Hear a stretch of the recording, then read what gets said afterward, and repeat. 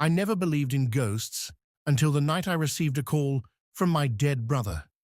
3 years ago, my younger brother, Daniel, disappeared while hiking in the Blackwood Forest. Search teams looked for weeks, but they never found him. No body, no clues, nothing. Eventually, everyone accepted that he was gone. Everyone except me. One rainy October night, I was alone in my apartment. Around midnight, my phone rang. The screen displayed an unknown number.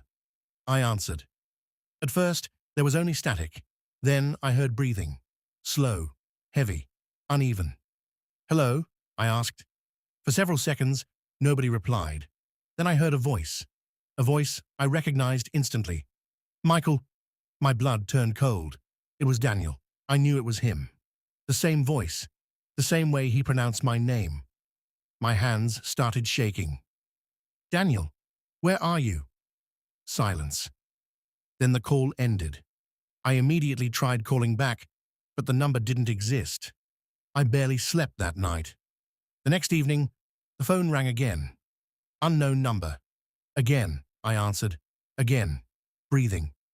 And then Daniel spoke. "Come find me." The line disconnected. The following morning, I drove to Blackwood Forest. I don't know why. Maybe I wanted answers. Maybe I wanted closure. Or maybe part of me believed my brother was still alive. The forest looked exactly as I remembered. Tall trees, thick fog, almost no sunlight reaching the ground. I followed the old hiking trail where Daniel had disappeared. Hours passed. Nothing happened. Then I found something. A backpack, old and covered in dirt. It belonged to Daniel. His initials were still visible on the strap. My heart started racing. I opened it. Inside were a flashlight, a water bottle, and a small notebook. Most of the pages were ruined by moisture, except for the last one. Written in shaky handwriting were 4 words: "Don't follow the voices." A chill ran through my body. At that exact moment, I heard someone calling my name. "Michael." The voice came from deeper in the forest. I froze. It sounded exactly like Daniel. Then it came again, closer. "Michael." Against my better judgment, I followed it. The fog grew thicker. The trees seemed taller. The forest became unnaturally quiet. No birds, no insects, nothing. Eventually, I reached a small clearing. In the center stood an old cabin. I had never seen it before. The door was slightly open. As I approached, I noticed scratches covering the wooden walls, hundreds of them.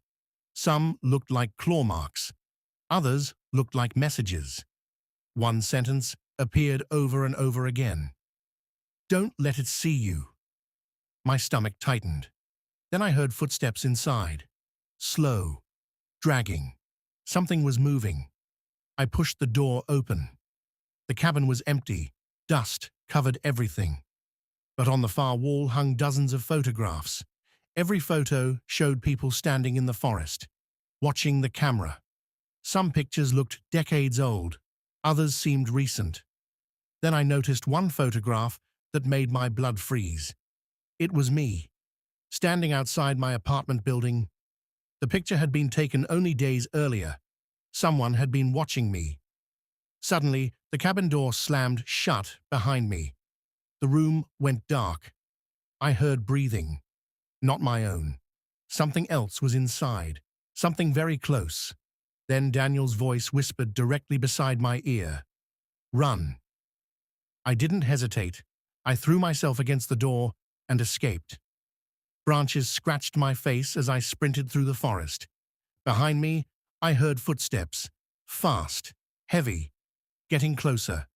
I never looked back. After what felt like hours, I finally reached my car and drove away. I told nobody what happened. Nobody would have believed me anyway. Months passed. Life slowly returned to normal. Then last night, exactly at midnight, my phone rang again. Unknown number. I stared at the screen for nearly a minute. Finally, I answered. There was no static this time, no breathing, only silence. Then a voice spoke. It wasn't Daniel. It was something else. Something pretending to be him. And before the call ended, it said one sentence I will never forget. I know where you live.